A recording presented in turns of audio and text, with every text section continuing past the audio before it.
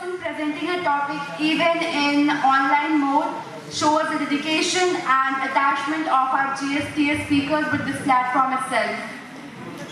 Next, we will be having our next speaker, Ms. Manvi Singh, who has been the speaker of GSTS 49.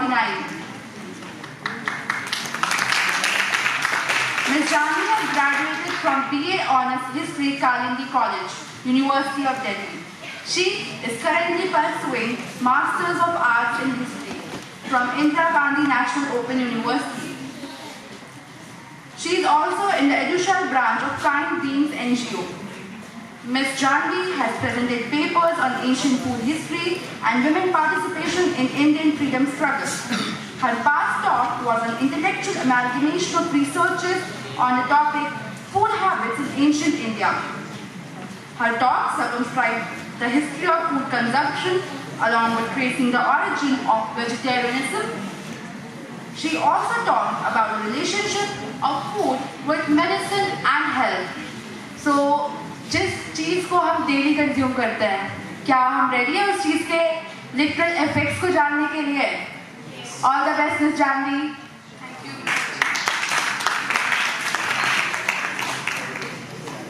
I never imagined myself speaking about a recipe before an audience, which goes like, a rat is held by its tail and then it's fried in oil and it's cut into pieces and then it's put on an iron skewer like a kebab and then it's seasoned and then it's of course eaten. And sorry for telling you all this very weird recipe this early in the day, but it is mentioned in a source of the early Middle Ages, that too even before the existence or the emergence of Delhi Sultanate or Mughal Empire. I am mentioning these two empires particularly because people in India often believe that India was an absolute vegetarian state before the emergence of such Islamic empires, which is like a stereotype and I am going to bust it. So good afternoon to one and all present here. I am Manvi Singh and my second objective is to give you all a glimpse of medieval Indian history with the help of the food practices which were existing during that period. So I have divided my whole presentation into 4 sections. The first section will be covering the Middle Ages. It was the time when India was actually fragmented into many parts and ruled by the local dynasties. Westerners also call it as the feudal age of India. And during this period we have found 2 very great sources. One is Manasolasa and other is Lokopakara. Both are from the same dynasty, that is Western Chalukyan dynasty, belonging to 12th century. Manasolasa is written by a king. He is mostly talking about the royalty food, but he has mentioned many usual recipes or practices like khoya and chena being used to make sweet dishes, frying and grilling, coconut water, and dishes to these similar dishes similar to the present day dosa, dahi vada and papdi. But this text also catches us off guard because it has recipes like blood-filled sausages, goat's head in a sour gruel, grilled stomach membrane and intestines, and even sheep blood. And that one I have already told you. So some of you might be thinking that perhaps this is the impact of Ghazni invasion, but no. Even in the ancient India, in my previous talk I have told that there is the prevalence of Bali system in Vedic age, and there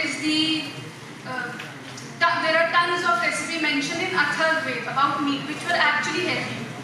Now another source is Lokopakara. Yeah, Lokopakara is mentioning about the process of preservation which started among the common masses. So it is basically reflecting some kind of economic activity which was perhaps starting among the common masses.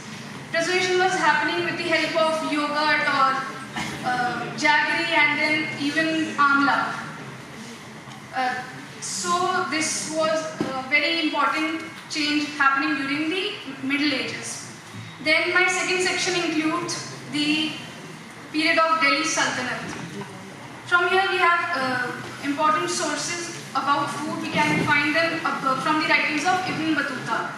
He is telling about the practice of dastarkhan, जो हम आज भी देख सकते हैं, आजकल अभी भी होता है ये. It is like a lavish meal setting.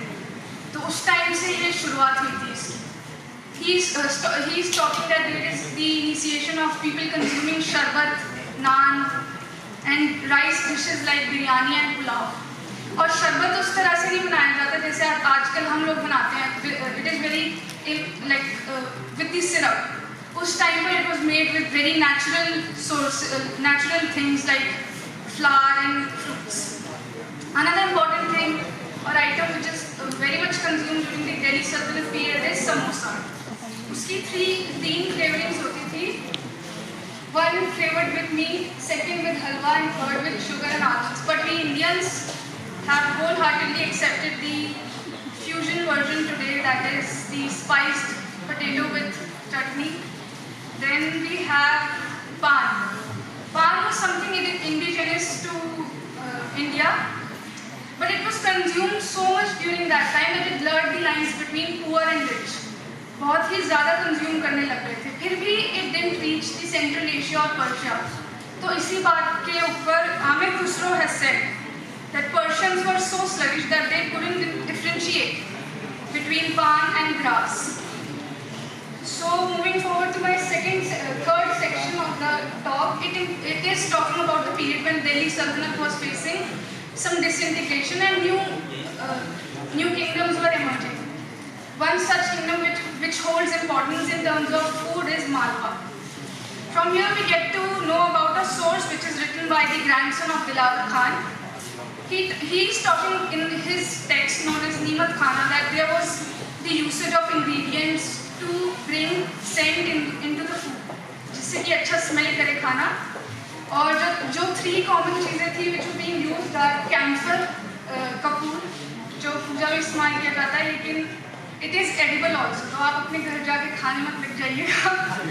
Then musk and amber, these were also ये animal products थे, and these were also aphrodisiacs. That is, if they are consumed, then they increase the sexual desire of a person. Later, similar to present day potato, there was the usage of brinjal. जिस तरह से आज हम potato को हर dish में डाल देते हैं, similarly brinjal का हाल था उस time पर. And it is mentioned in two sources. More than 80 recipes are given about brinjal. तो हर चीज में उसको डाल देते थे because it had very great capacity to absorb flavors. So moving to my last section of the talk today, it is the Mughal Empire.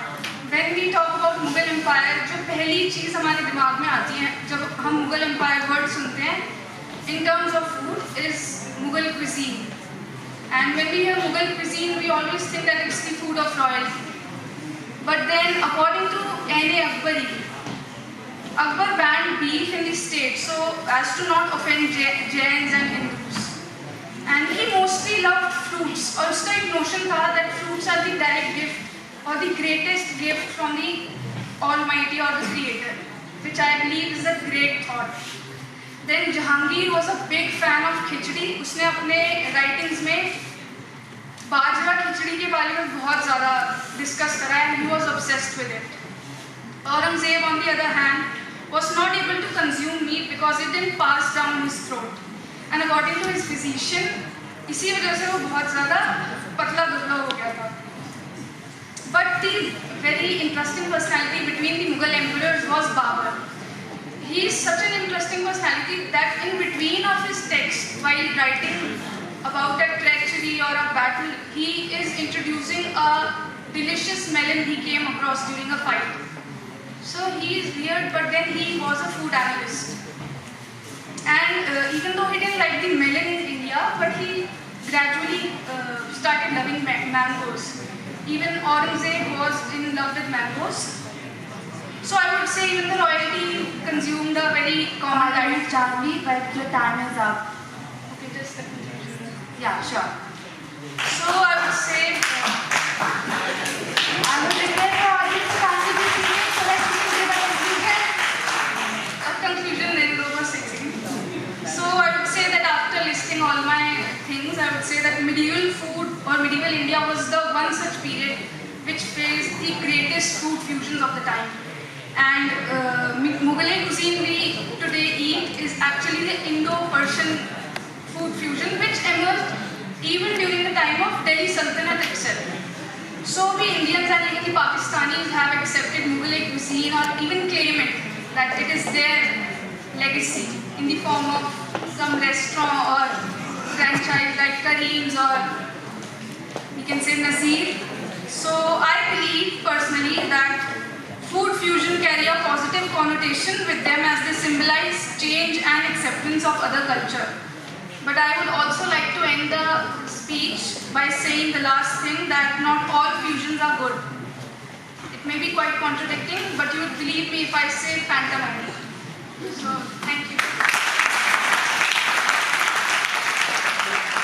Thank you, Ms. Janvi. The end note of that Maggie was really relatable. I can feel it. And you gave various remarks on medieval India recipes, and हम देख सकते हैं कि recipes अभी भी हैं और काफी पसंद भी की जाती है, जैसे कि शरबत, samosa. And I think your talk has been one of the most important talks in our GSTS because हमें नहीं पता था कि जो food हम daily consume कर रहे हैं, जो cuisine से खा रहे हैं, वो actually में start कैसे हुए. So thank you for the talk, Ms. Janvi. Next, I would like to call our next speaker, Ms. Janvi, who has given the GSTS 64 talk.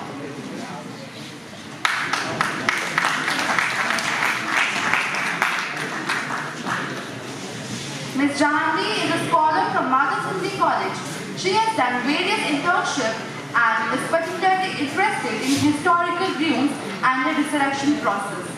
Her past topic, which was resurrection of Bateshwar group of temples, Morena, talked about history of the monument, destruction of the temple, and the dacoits occupying them. She also gave the objectives as the restoration work that was carried out by the Archaeological Survey of India. Ms. Janvi, I would like to kindly request you that please go on with the presentation. All the best. Good afternoon, everyone. I'm Janvi from National Museum Institute.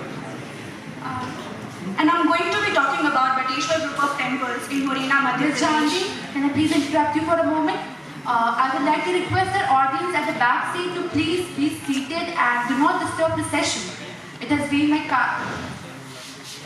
Ms. Janvi, you can continue now. We will talk about the types of temples in this complex, their architecture, and the condition of tourism at this place. Bateshwar complex consists of 200 temples in a 25-acre area, which makes it one of the largest temple complexes present in India. But unfortunately, these temples got destroyed into an earthquake in the 13th century. Out of these 200 temples, 80 have been restored and conserved by the Archaeological Survey of India, headed by veteran archaeologist Mr. K.K. Muhammad. These temples were built during the post-Gupta to Pratihara dynasty period, between 8th century to mid-11th century. In this presentation, we'll see the experimental phase of the temple architecture and the development of Nagar temple style from its precursors in the central Indian region through the temples of this complex. There are 3 types of temples in here dedicated to Lord Shiva, Lord Vishnu, and Goddess Shakti. Let's have a look at the types. These are single-celled shrines, and then Shila Mandapika shrines, and then temples with a curvilinear shikhar. So, looking at the first one, we see that these kind of shrines, the single-cell shrines, are very basic in their architecture and are built by resting a flat roof on 4 sets of pillars. There are stone slabs between these pillars, and on them we find small Bhadra projections of female figurines. The entrance is rectangular and has Patrabalis and Padmabalis motifs. These temples are not very well carved and not many motifs are present on them, which makes it the earliest construction over here. Now, moving to the Shila Mandapika shrines, we see that these kind of temples are little developed from the previous one and have a typical characteristic of the pillared walls. They have a square sanctum standing on a jagati with a paradeva, that is porch, coming forward, giving it a very rectangular plan. There are eaves called chadyas coming out of the roof, which gives us a very thatched roof kind of effect. Before. To the Shila Mandapika shrines one.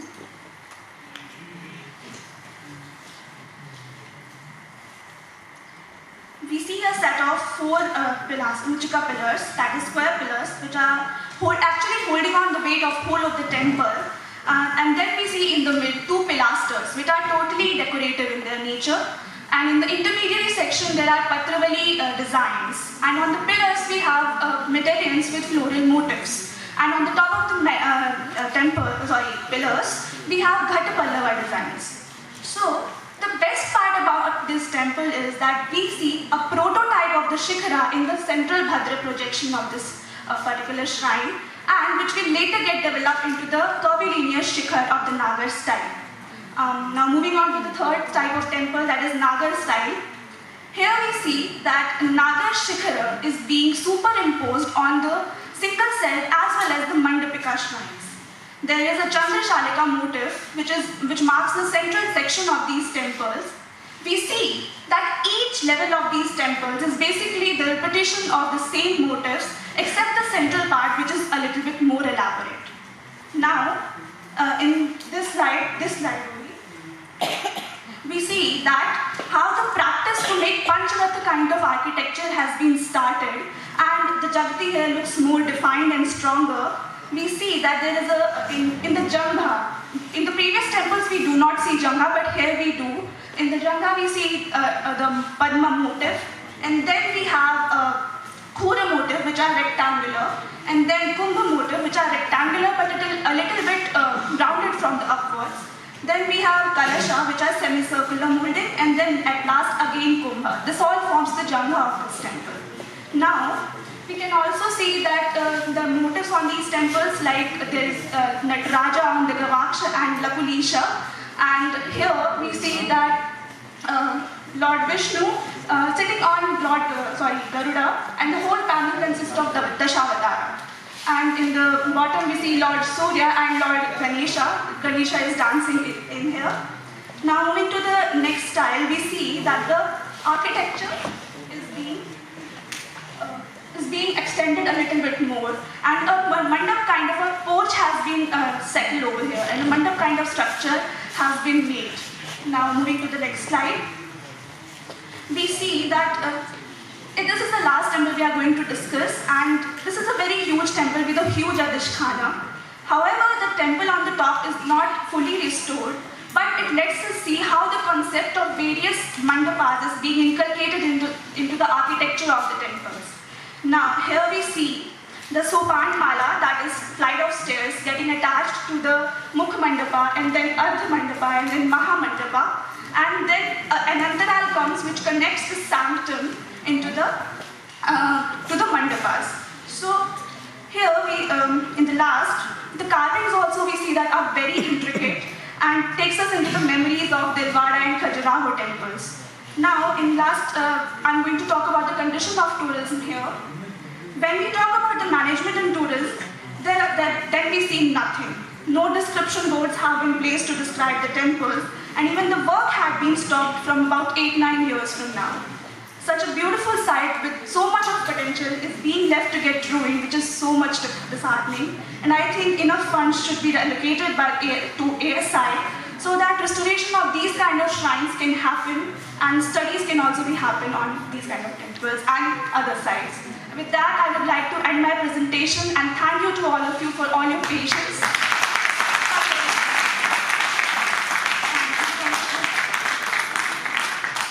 Thank you so much, Ms. Janvi. That was indeed an awesome talk. And the talk that you gave on resurrection of historical and heritage sites, I think our jury member over here, Mr. Ishan Sharma, is also working on that field only.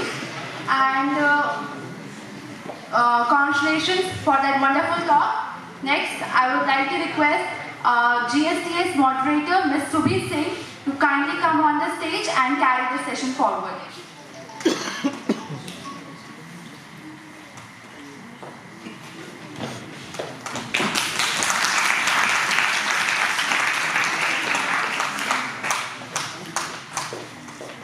फिक्र करता है क्यों? फिक्र से होता है क्या? पहले आज खुद पे भरोसा, फिर देख होता है क्या?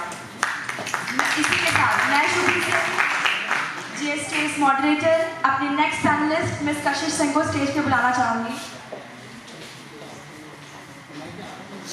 Ms. Kashish is a graduate scholar of political science honors from Shyam Lal College Evening.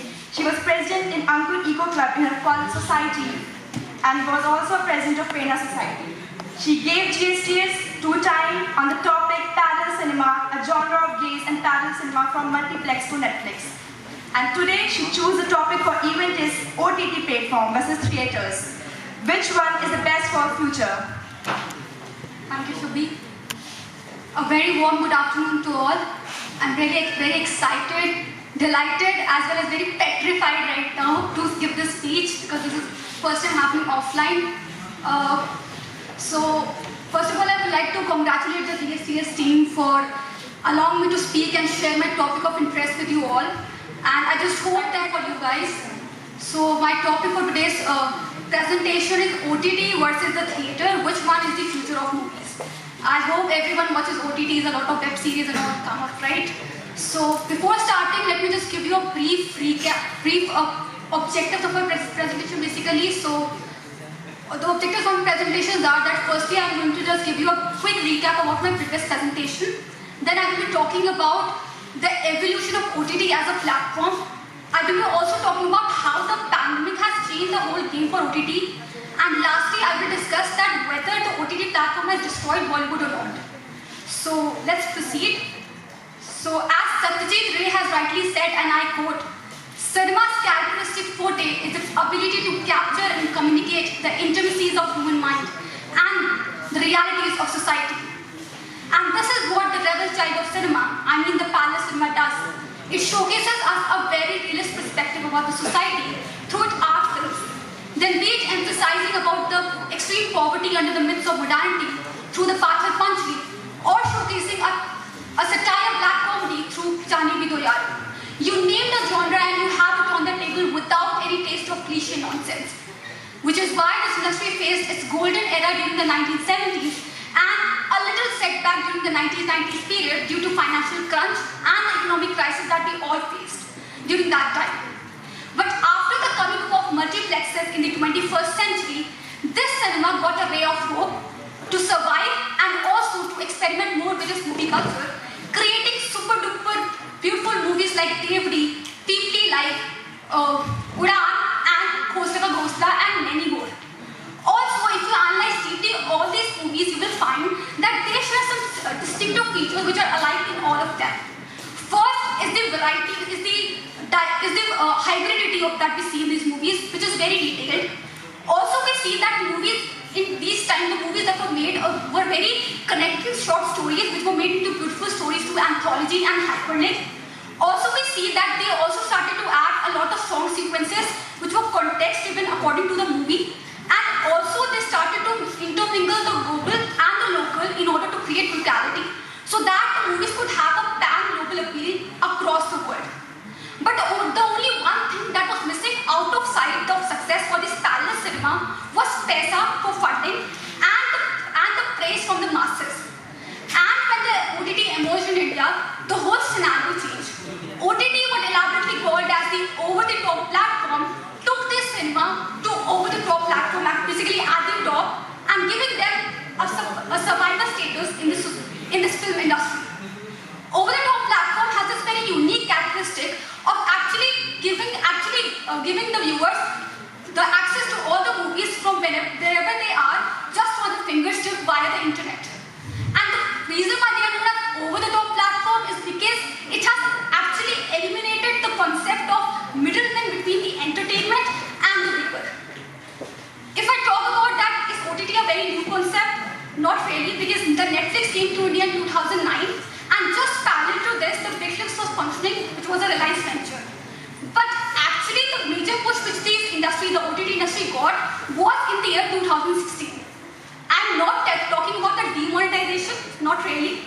I'm talking about the availability of lots and lots of internet, which we all got at a very low data cost via the Jio franchise, due to which we were able to get more access to these OTT platforms, and this OTT platform got a lot of audiences in return. Which is why, at present in India, we have more than 40 OTT platforms functioning with a wide variety of content across the platform. Among that, the Hotstar having the largest OTT platforms started to function, their main source of revenue was generated through that they started to create a film gallery. Film gallery by purchasing movies and then streaming it on their platform and monetizing it in 4 ways. First way was through the AVOD model, that is called as advertising video on demand, in which you can watch the movie for free on this platform, but you need to bear with ads. I guess everyone does that. The second is the subscription model, in which you need to pay every month and you can access the whole film library of the OTT platform. The third is the TVOD model, that is the transaction video on demand, in which like you need to pay per view, like every time you watch a movie and you need to pay for that. And the last is the kind of complex, it is a hybrid model, in which is a mix of TVOD and the AVOD model. But as you can see that this monetary function, because when you make a movie it requires a lot of money. So this monetary function has a lot of risk for the OTT platform in order to choose between which movies to purchase and which to not, so that you do not sunk down in the business process and do not get derailed apart from all the competitors which are present in the market. And as these OTT platforms are progressing in the journey, what happened was a miracle, but not for us, but for them. Actually 2020 came, 2020 came, and I know that 2022 came with a nationwide lockdown, with the COVID-19 announcement, and everyone was back in their house locked. So the masses were locked inside their house, getting bored, getting stressed. The theatre were closed upon that, and also the television channels were there, but they were functioning. Basically, they were showing the old movies and stuff they had. So the viewers at this point of time shifted to a new platform that provided an entertainment, and they started to binge out these art films that were already present in their art gallery.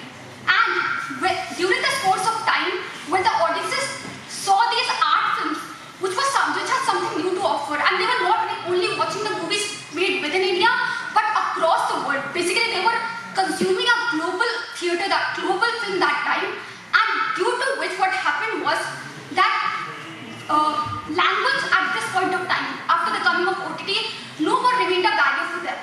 They were ready to get any movie. What matters the most to the audience nowadays is the content line, is the creative story of that movie.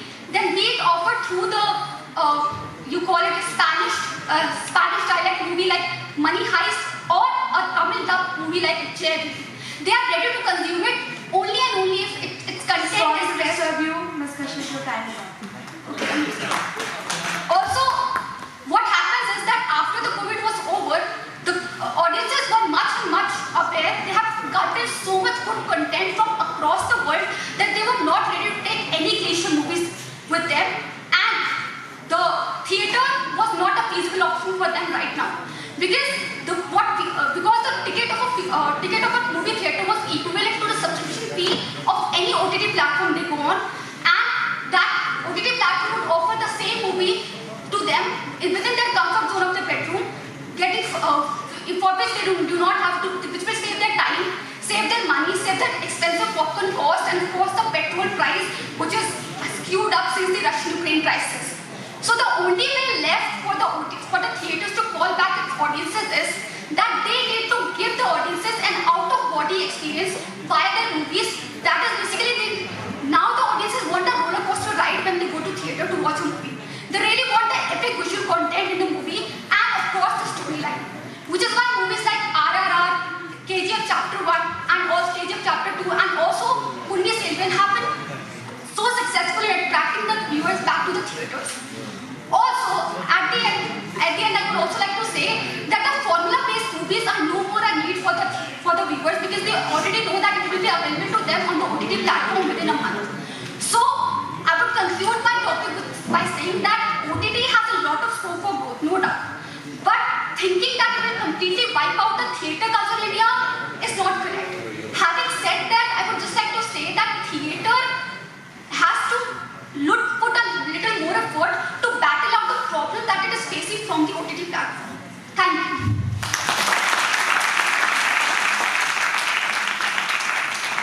Thank you, Ms. Kashyap. You gave a commendable talk, and best of luck for the results. Oprah Winfrey once said that success is not measured by what you accomplish, but by the opposition you have encountered and by the courage you have stood up against all the overwhelming odds. With this, let us move to our next speaker, Ms. Muskan. She is a student of Shyam Lal College Morning of second year.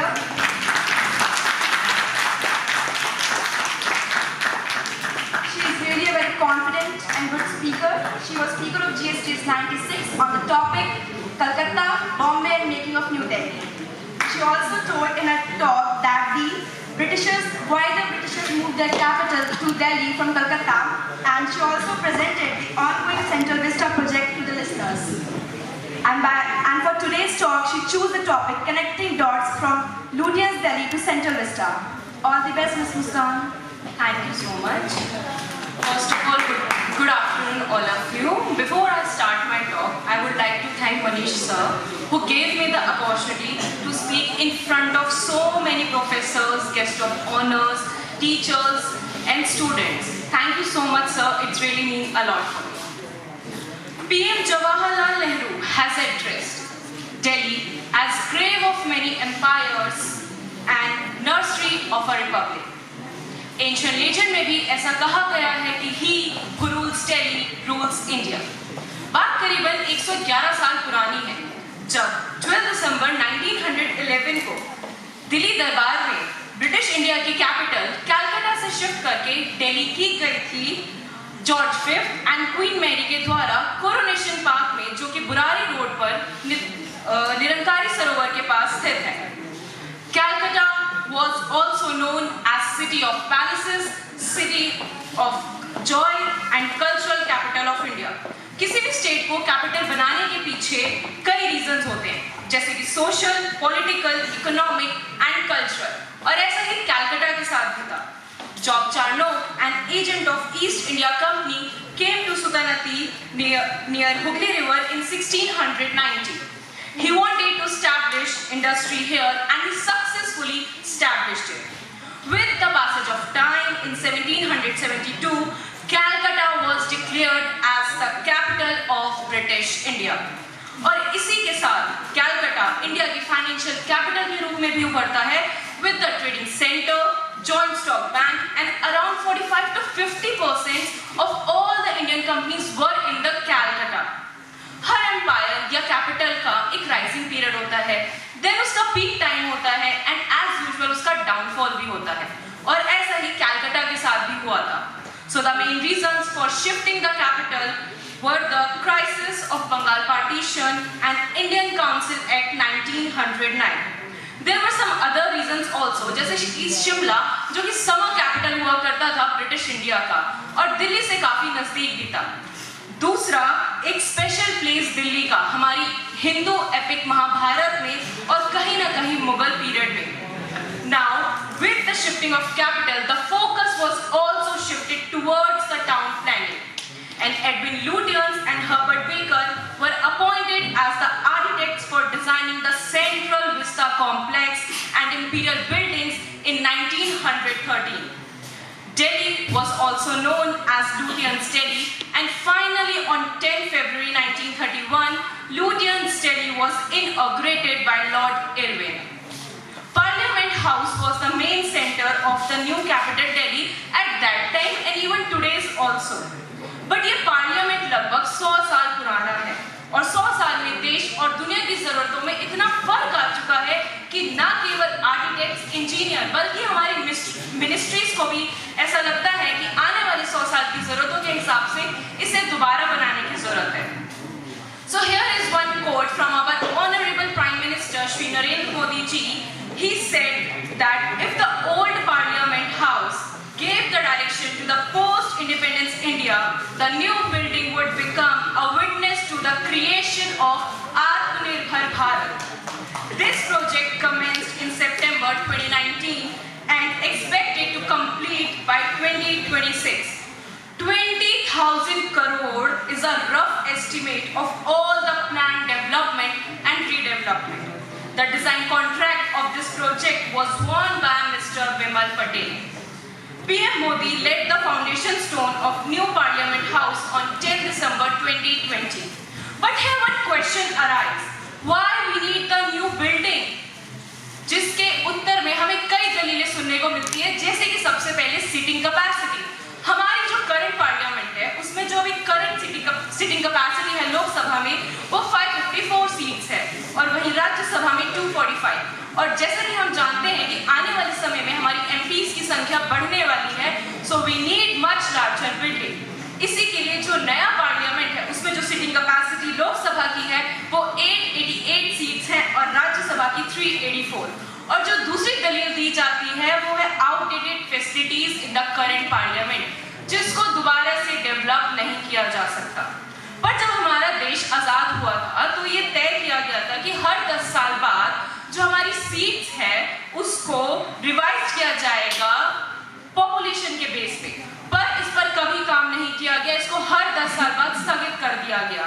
और इसी के बीच में हमारी भारत सरकार ने जोरों शोरों से फैमिली प्लानिंग को भी सपोर्ट करा लगभग 1970 के करीब। तो स्टेट्स जिन्होंने फैमिली प्लानिंग को अपनाया वहां पे पॉपुलेशन भी कम हुई और कॉन्सिक्वेंसीज भी कम हो गई। वहीं दूसरे राज्य जिन्होंने फैमिली प्लानिंग्स को नहीं अपनाया वहां की पॉपुलेशन भी बढ़ी और कॉन्सिक्वेंसीज भी बढ़ गई। सो स्टेट्स लाइक तमिलनाडु जहां की एमपी 1.8 मिलियन पीपल को रिप्रेजेंट करते हैं, वहीं उत्तर प्रदेश के एमपी 3 मिलियन पीपल को रिप्रेजेंट करते हैं। And this show clearly the inequality in the value of vote. और एक रिपोर्ट की माने तो ऐसा कहा गया है कि 2061 तक हमारी जो पॉपुलेशन है वो स्टेबलाइज हो जाएगी और धीरे धीरे घटेगी। तो क्या एमपीज की संख्या भी आने वाले फ्यूचर में घटाई जाएगी? और अगर घटाई जाएगी so don't you think this is the wastage of time and money? एक बार तो पार्लियामेंट का बनाना ठीक भी है क्योंकि एमपीज की संख्या बढ़ रही है, but what about the rest of central vista? उसके डेवलपमेंट की जरूरत क्यों पड़ रही है हमें? अगर मैं बात करूं कि ये पैसा और कहां इन्वेस्ट हो सकता है तो मैं बात करूंगी हमारे यूथ की, जो आफ्टर 12th सिर्फ और सिर्फ नॉर्थ कैंपसेस के कॉलेज में एडमिशन पाना चाहते हैं और किसी की किस्मत अच्छी हुई तो साउथ कैंपस में। But what about the dues of campuses college? वहां पे कोई एडमिशन क्यों नहीं पाना चाहता? बिकॉज वहां की पॉपुलैरिटी नहीं है, वहां पे उतनी फैसिलिटीज नहीं है, इसलिए हमारी यूथ वहां जाना नहीं चाहती। अगर ये पैसा वहां पे इन्वेस्ट किया जाए तो कहीं ना कहीं हमारे फ्यूचर के लिए, हमारे यूथ के लिए बेनिफिशियल होगा। और इसका सीधा साधा उदाहरण है आज का इवेंट जो नॉर्थ कैंपस में ही आयोजित किया गया है। इसी के साथ जो इसका कंस्ट्रक्शन वर्क है वो भी कहीं ना कहीं हमारे एनवायरनमेंट को पॉल्यूट करा जाएगा। और दलील दी गई है कि जो ट्रीज कट किए जाएंगे उनको ट्रांसप्लांट किया जाएगा। पर महोदय, एक पेड़ को उसका विशाल रूप लेने में बहुत समय लगता है। आपको क्या लगता है आप आज लगा देंगे कल वो विशाल रूप ले लेगा? जी नहीं, ये तो मुमकिन नहीं है। हम भारतवासी भारतीय कहावतों को बहुत ज्यादा दिल से लेकर के चलते हैं, जैसे कि 1 से भले 2, 2 से भले 3, 3 से भले 4। पर ये हर जगह मुमकिन नहीं है, इसको हर जगह अप्लाई नहीं किया जा सकता, ना तो पॉपुलेशन बढ़ाने में और ना ही एमपीज की संख्या बढ़ाने में। हमें अपने यूथ को एजुकेट करना है ताकि वो अपने सोच विचार से तय कर सके कि कहाँ पे हमें रीडेवलपमेंट की जरूरत है, कहाँ पे हमें इतना पैसा खर्च करना चाहिए। दैट्स व्हाई हमें यूथ के एजुकेशन पे, पढ़ाई पे फोकस करना चाहिए। आखिर पढ़ेगा इंडिया तभी तो आगे बढ़ेगा इंडिया। और इसी के साथ लास्ट में मैं आप सभी के मन में एक सवाल छोड़ करके जाना चाहती हूँ। लगभग कुछ देर में ये इवेंट खत्म होने वाला है। आप लोग आराम से घर जाके एकदम शांतिपूर्वक दिमाग से सोचिएगा जरूर कि अगर ये 20,000 करोड़ यहाँ पे इन्वेस्ट नहीं किया जा सकता तो और कहाँ, ऐसी कौन सी फील्ड है जहाँ पे इस पैसों का अच्छा खासा यूज किया जा सकता है। एंड विद दैट मैं ये क्वेश्चंस आप सबके मन में छोड़ के जा रही हूँ, सोचिएगा जरूर इस पे। And here I conclude my speech. Thank you so much.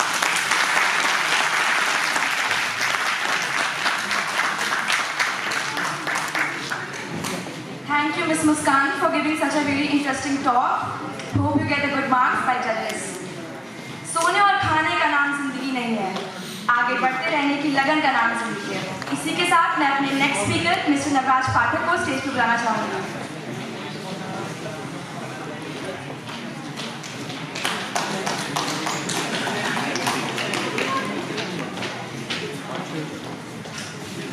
Mr. Navraj is a student of Shyam Lal College Evening, University of Delhi. He has given his GSTS talk in GSTS 59 on the topic communication through facial expression. In his talk, he talked about how to analyze the facial expressions and their meanings and interpretations. The event turned out to be a positive step toward personality development, as the event brought a lot of statistical information that how one's facial expression and ways of communication played a more significant role than the inherent skills. And today's event, we choose the same topic, communication through facial expressions, with some modifications. All the best. Okay, so thank you so much to give me this opportunity. एक research बताती है कि आपकी जो 15% financial success होती है वो आपके टेक्निकल स्किल्स और लेक्चर नॉलेज पर डिपेंड करती है, जबकि 85% आपकी कम्युनिकेशन स्किल्स पर डिपेंड करती है. My topic is communication through facial expression. तो कृपया करके मुझसे ये ना पूछे कि सेल्फी के टाइम से एक्सप्रेशन कैसे बनाते हैं, राइट? उसके लिए लड़कियां ज़्यादा माहिर होती हैं. एंड इससे मैं आपको बताना चाहूँगा, जो साइकोलॉजिस्ट होते हैं वो ये कहते हैं कि जो एक्यूरेसी होती है किसी भी नॉन वर्बल कम्युनिकेशन समझने की, वो लड़कियों की 87% होती है, जबकि मैन की 42%. इसलिए बहुत सारे हस्बैंड जो अपनी वाइफ से झूठ नहीं बोल पाते और कहते हैं कि झूठ कैसे पकड़ लेते हैं. एंड सेकेंडली ये मदर साथ भी होता है. जब मदर्स अपने नॉन वर्बल जो चाइल्ड जब बोल नहीं पाता उसके नॉन वर्बल सिग्नल्स को समझ जाते हैं एंड क्या चाहता है क्या नहीं, वो सब कुछ सिर्फ उसके रोने समझ जाते हैं. बट एक मैन का होता है भाई कहना क्या चाहता है. ओके, जो फीमेल का ब्रेन्स होता है ना, उनको सिस्टम बनाया कि वो मल्टीपल ट्रैकिंग कर सकती है, मल्टीपल काम एक बार में. जैसे कि वो एक बार फोन पे बात कर सकती है, वो अपना फेवरेट टीवी शो देख सकती है, वो किसी सेकंड कन्वर्सेशन कर सकती है और साथ में कॉफी कर सकती है. मतलब एक साथ इतने सारे काम. Oh my God. एंड जो फॉर्चून टेलर्स होते हैं, बेसिकली जो फॉर्चून टेलर अगर आप ध्यान दोगे तो वो भी मैक्सिमम टाइम में गर्ल्स ही होती है, वुमेन्स ही होती है, जिनकी जो एक्यूरेसी रेट होती है दैट इज 80%. बहुत बड़ा नंबर, राइट? एंड ये जो मैंने आपको बताया सब क्लोज एग्जामिनेशन किया गया तो लोगों पर तब जाके हमें पता चला. अब हम बात करते हैं ऑब्जेक्टिव्स की. Objective is the first and foremost objective of any communication is to inform. In today's world, information is power. The dissemination of information covers a wide range of areas, both internal and external. We focus on the face because of necessity, because through our face we can show that we care. Through our face we can validate that others are going through. Studying the face of others, we gain our understanding ourselves. Realizing that our body languages affect others positively, and the last is development of AI robots to recognize human emotion through facial expression. Okay, तो अब हम जानते हैं कि किसी के face को read कैसे करते हैं. जब भी कोई पर्सन कंफर्टेबल होता है तो उसके जो फोरहेड होता है वो काफी स्मूथ होता है, काफी प्लेसेंट होता है. उसी जब कोई डिस्कंफर्टेबल होता है तो उसके फोरहेड में काफी स्क्रिंटिंग्स आती है, काफी लाइंस आती है, जो कि शो करता है कि वो डिस्कंफर्टेबल है. वो अपने आप को छुपाने की कोशिश करता है, जो कि दिखाता है कि वो डिस्कंफर्टेबल फील कर रहा है. बीच में हमारे लिप्स होते हैं ना, वो बहुत सारी इन्फॉर्मेशन अपने पास गैदर करती है. जैसे कि बहुत सारी स्माइल्स होती है, जैसे social smile, interesting smile, curious smile and little secret. और एक स्माइल जो कि हर बच्चा जब शैतानी कर रहा है राइट.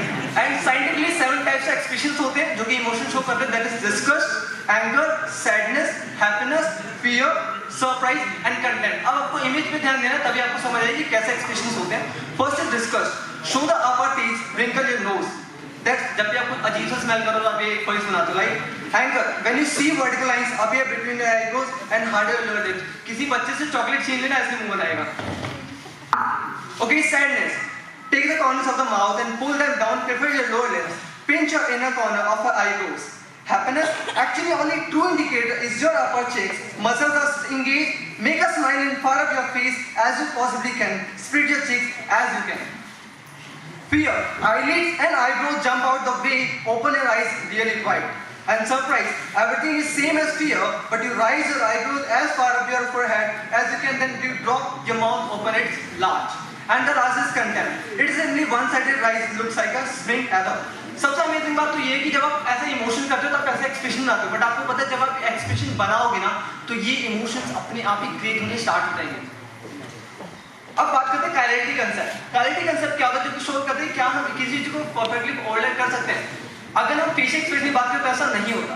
आपके फेस के 2 साइड होते हैं, लेफ्ट साइड और राइट साइड, और ये दोनों साइड अलग अलग एक्सप्रेशन को शो करते हैं. अगर एक साइड आपको काम दिखा रहा है, कंफर्ट दिखा रहा है, तो दूसरे वो चीज आपको डिस्कंफर्ट और टेंशन की तरह दिखाएगा. राइट. अब हम बात करते हैं आज की टेक्नोलॉजी के बारे में. क्या आपको पता है ऐसे बहुत से रोबोट्स हैं जो कि बनाए जा रहे हैं आपकी शिज़ोफ्रेनिया पेशेंट्स को एज ए थेरेपेटिक रोल तरीके से संभालने के लिए. एक बहुत बड़ा एग्जामिनेशन किया गया था जहाँ पे बहुत से शिज़ोफ्रेनिया के पेशेंट्स रखे गए थे और कई सारे हेल्दी पीपल रखे गए थे, और इमेज के थ्रू ह्यूमनॉइड एंड ह्यूमन्स के अलग अलग इमोशंस को शो किया गया था उन पेशेंट्स को. और ये पता चला कि जो पॉजिटिव इमोशंस हैं वो शिज़ोफ्रेनिया के ह्यूमन्स की जल्दी समझ आ रहे थे, बट जो नेगेटिव इमोशंस हैं वो ह्यूमनॉइड की जल्दी समझ आते हैं. वो आप समझ गए होंगे बात. कंक्लूजन ये होता है कि आज के टाइम में जो ह्यूमनॉइड्स हैं वो अपने एक्सप्रेशन शो कर सकते हैं, बट अभी के टाइम में एक ह्यूमन की प्रेजेंस होनी चाहिए वहाँ पे। अब बात करते हैं how AI developed recognise current facial expression. सबसे बड़ा तो ये कि आज के टाइम वो फेशियल एक्सप्रेशन समझ सकते हैं। That's the CNN method, like convolution neural network, जो कि एक machine learning and deep learning algorithm के थ्रू करा जाता है, जहाँ पे बहुत सारे इमेज, डेटा सेट, वीडियोस के थ्रू उनको एक्सप्रेशन समझाए जाते हैं, जिससे वो धीरे धीरे उन मूवमेंट को समझ के और एक्सप्रेशन को बता पाता है, right. And second is how robot recognise human emotion. एक रोबोट किसी इमोशन कैसे समझता है? That is first is ANN method, artificial neural network, that is the first वो फेशियल एक्सप्रेशन समझता है, फिर वो बॉडी लैंग्वेज समझता है उस डेटा के बेस पे, and third is speech pattern, जिसके थ्रू वो जान पाता है कि किसी भी इंसान का इमोशन कैसा है राइट नाउ, राइट। अभी के साथ हम लास्ट कंक्लूजन पे जाते हैं। First is women have a natural power to understand other person, जैसे कि हमने पढ़ा, a person who are able to understand the expression of others can make a great connection with people. Third, you save a lot of time if able to understand other facial expression. Expression shows emotion, but sometimes expression create emotion. And fifth is AI robot is a great revolution to change the world through understanding human emotion. Thank you so much.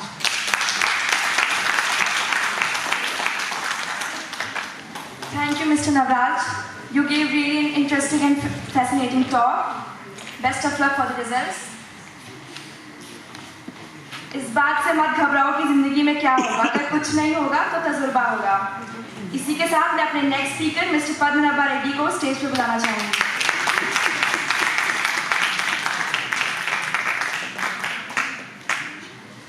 No doubt, he is a remarkable speaker.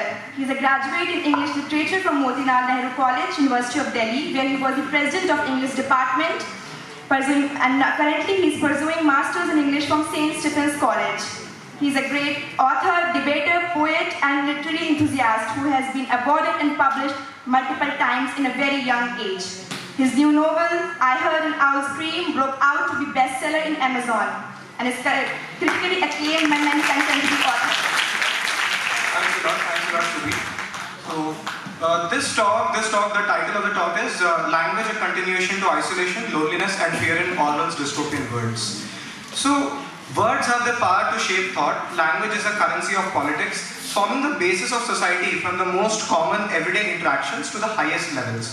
Orwell urged us to protect our language because ultimately our ability to think and communicate clearly is what stands between us and a world where war is peace and freedom is slavery.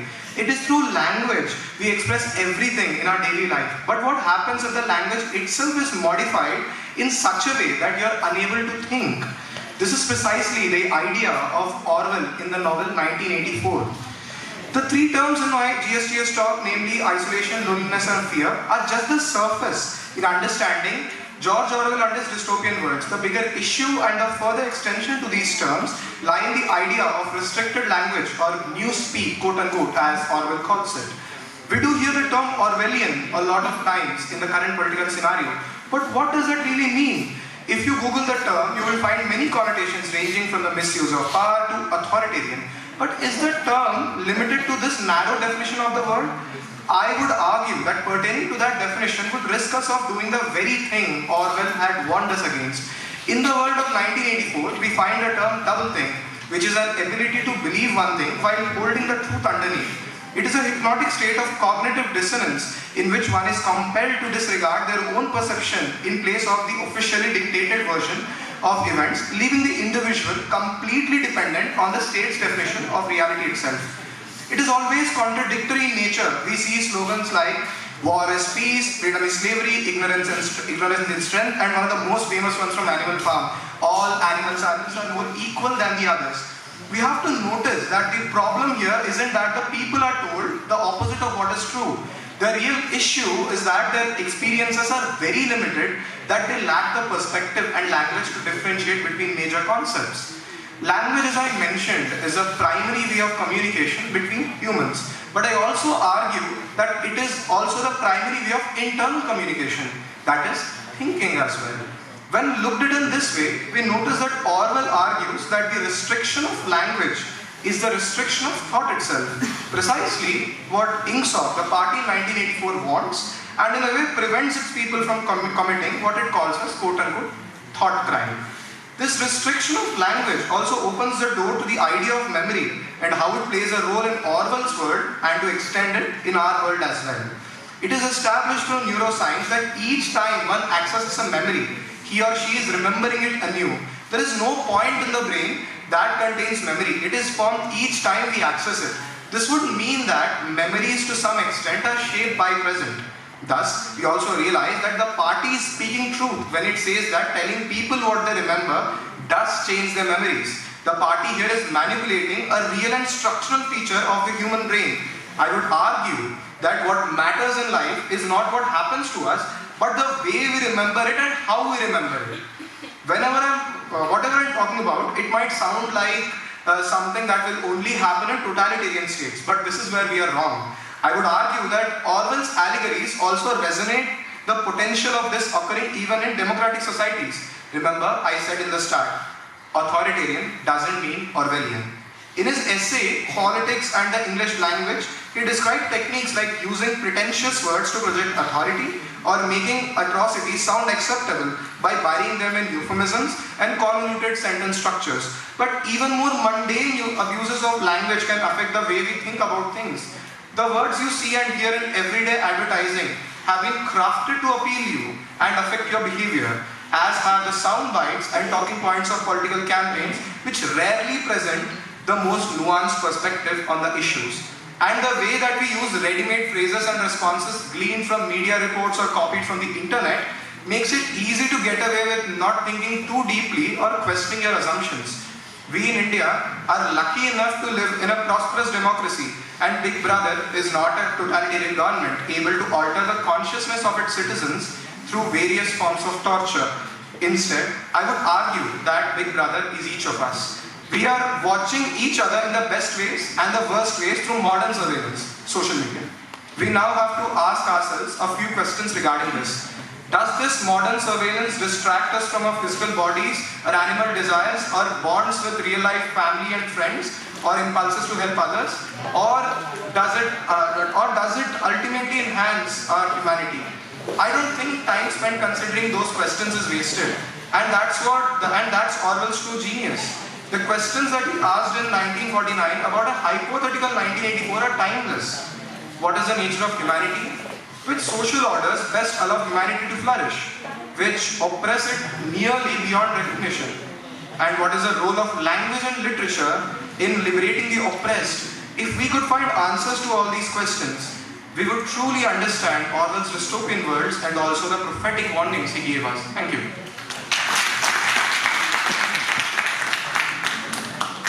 Thank you, Mr. Reddy, for giving commendable talk. Best of luck for the results.